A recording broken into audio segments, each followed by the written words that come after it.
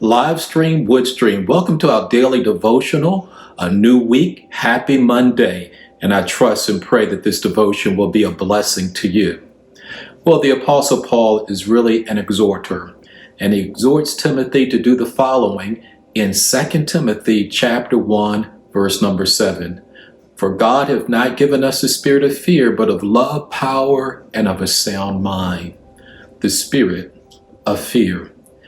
We live in a time of great uncertainty, complexities, in which there is alarm concerning the pandemic and so many circumstances that we encounter, unemployment and the like.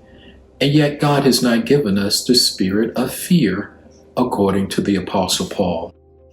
So what is the context in which Paul was speaking to Timothy, and then how can we properly make application to our individual lives? Well, Timothy was the pastor of the church at Ephesus. He was a young man, and by nature, he had a spirit or personality of timidity. And Paul is saying, God has not given us a spirit of timidity, but of love, power, and of a sound mind.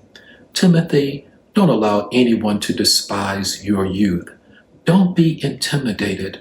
Don't be overwhelmed with others, but rather understand that God has equipped you with love, authority, and of a sound mind. Timothy, minister and serve God with confidence and competence. And that being the case with Timothy, so it is for you and me.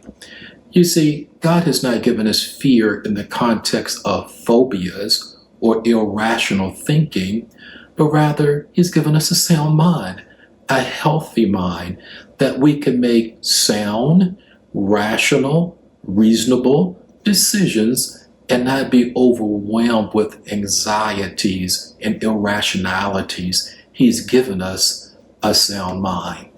You see, fear is something that we have to monitor, because fear can cause us to disobey God. You remember in the Old Testament when God led Israel out of Egyptian bondage and they were in the wilderness, and now God is leading them to go into the land of Canaan and to seize the land. But the Israelis objected. They said, there are giants in the land. We can't go into the land. And they disobeyed God. And because of their fear, they were punished for 40 years to wander in the wilderness until a generation had died off. So I think there are some takeaways. If you and I are led by irrationalities, obviously it's going to cause instability in our lives.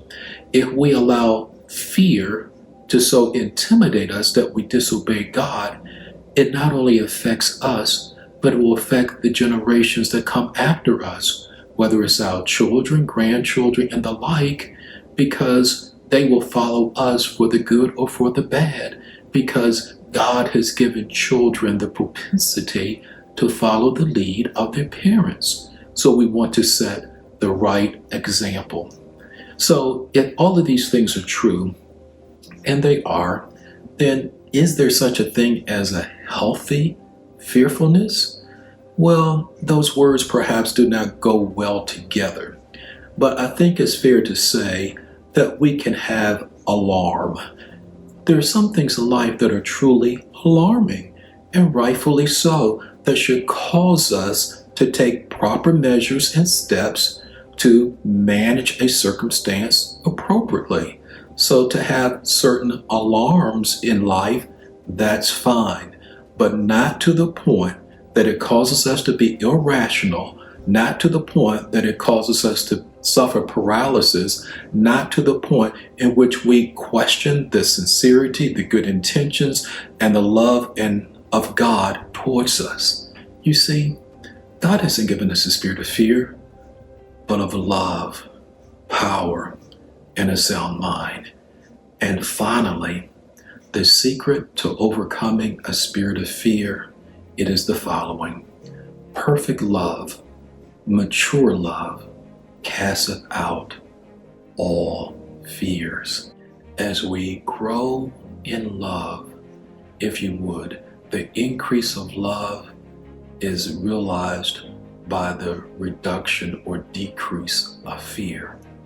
God help us to love faithfully, and so that we're not overwhelmed with fears. God help you and me today. I trust this has been a blessing to you.